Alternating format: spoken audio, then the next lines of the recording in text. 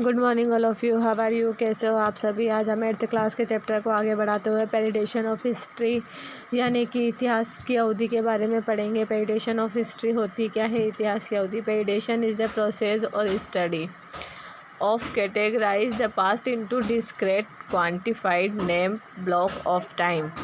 यानी कि जो पेरिडेशन यानी कि जो अवधि होती है, इज द प्रोसेस एक क्रिया होती है और स्टडी एक अध्ययन होता है। ऑफ कैटेगराइज यानी कि श्रेणीबद्ध द पास्ट इनटू डिस्क्रीट यानी कि पास्ट की जो चीज़ें होती हैं उनको, और क्वांटिफाइड करने के लिए नेम ब्लॉक ऑफ टाइम यानी कि इतिहास का समय समय पर मूल्यांकन, समय की असतत में श्रेणीबद्ध करने की प्रक्रिया या अध्ययन है। यानी कि जो है पेरिडेशन क्या है, तो पेरिडेशन जो है इतिहास का समय समय पर मूल्यांकन, समय की असतत में श्रेणीबद्ध करने की प्रक्रिया या अध्ययन है। This is usually done in order to facility the study and analyse of history, understanding current and historical process and causality they might have linked to those event. This is usually यानी कि ये जो होती है समय के नामित खंडों को ये आमतौर पर, दिस इज़ यूजुअली यानी कि ये आमतौर पर जो है facility the study and analyse to history, तो ये आमतौर पर जो है अध्ययन और विश्लेषण की सुविधा प्रदान करने के लिए की जाती है। Understanding current and historical process, जो कि इतिहास को समझने, और जो casually the might have link to this event यानी कि ये क्या है, ये जो है आमतौर पर क्या होती है, ये अध्ययन और विश्लेषण की सुविधा को प्रदान करने के लिए किया जाता है, जो इतिहास को समझने, वर्तमान और ऐतिहासिक प्रक्रियाओं को समझने के लिए की जाती है। To the extent that history is continuous and all system of predation are more और less liberatory. To the extent the history continue यानी कि इससे क्या होता है, इतिहास का जो निरंतर, इस हद तक इतिहास निरंतर है और समय समय पर सभी प्रणालियाँ जो है वो कमोबेश है। यानी कि जो आर्बिट्रेरी यानी कि कामोबेश यानी कि जो प्रणालियाँ है वो कामोबेश है। There are significant source to study the period of event and by standing different historical evidence a string of time period can be format. और विभिन्न जो ऐतिहासिक साक्ष्यों का अध्ययन करके समय की एक अवधि का गठन किया जा सकता है। तो जो पेरिडेशन ऑफ हिस्ट्री की यहाँ पर डेफिनेशन दी गई है कि पेरिडेशन ऑफ हिस्ट्री यानी कि इतिहास की अवधि क्या है, तो इसको मैं एक बार इस पैराग्राफ का हिंदी ट्रांसलेशन पढ़ रही हूँ। तो इतिहास का समय समय पर मूल्यांकन, समय की असतत में श्रेणीबद्ध करने की प्रक्रिया या अध्ययन। अगर आपसे कोई पूछता है कि पेरिडेशन क्या है, तो पेरिडेशन जो है वो इतिहास का समय समय पर मूल्यांकन, समय की असतत में श्रेणीबद्ध करने की प्रक्रिया या अध्ययन है। समय के नामित खंडों को यह आमतौर पर अध्ययन और विश्लेषण की सुविधा प्रदान करने के लिए किया जाता है, जो इतिहास को समझने, वर्तमान और ऐतिहासिक प्रक्रियाओं को समझने और उन लोगों से जुड़े कार्यवाहियों को समझने के लिए की जाती है।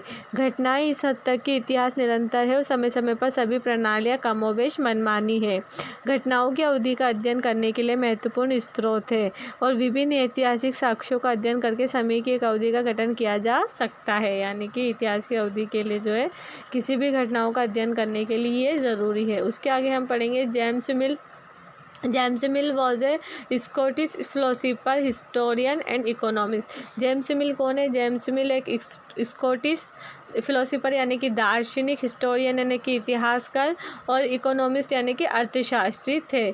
तो कौन थे जेम्स मिल? जेम्स मिल जो है एक स्कॉटिश दार्शनिक, इतिहासकार और अर्थशास्त्री थे।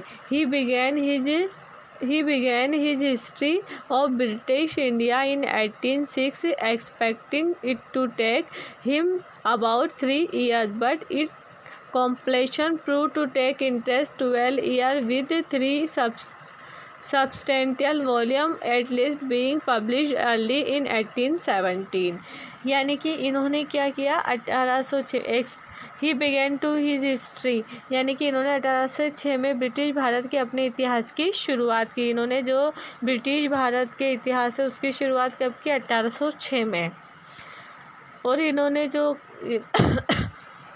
भारत के इतिहास की शुरुआत की, जिससे उन्होंने लगभग 3 साल लगने की उम्मीद थी। इनको ऐसा उम्मीद थी कि ये 3 साल में पूरी हो जाएगी, लेकिन इसके पूरे होने में 12 साल के बजाय 3 साल की शुरुआत में 3 बार पर्याप्त मात्रा में प्रकाशित होने के साथ साबित हुआ, यानी कि इसमें जो है पूरे 12 वर्ष लगे। और ये जो है कब पब्लिश हुआ? 1817 में। In 1819, he was appointed an official in India House despite his drastic criticism in the history of British rule in India। 1819 में उन्हें भारत में एक अधिकारी नियुक्त किया गया, यानी कि इनको जो है भारत में एक अधिकारी कब नियुक्त किया गया? 1819 में। इसको आपको अंडरलाइन करना है कि 1819 में जो है इनको एक अधिकारी नियुक्त किया गया था। भारत में जेम्स मिल ने भारतीय इतिहास को इतिहास हाउस, तो इनको जो है एक अधिकारी नियुक्त किया गया था इंडिया हाउस में। और dispute to dressy criticise in the history of British rule in India, यानी कि काफ़ी सारी आलोचनाओं के बाद भी जो ब्रिटिश शासन जो था, ब्रिटिश रूल इन इंडिया, यानी कि ब्रिटिश रूल जो है भारत में लागू हुआ था। इसका हम कल पढ़ेंगे। इसमें बताया गया है कि जेम्स मिल जो है वो कौन है और उन्होंने जो है कब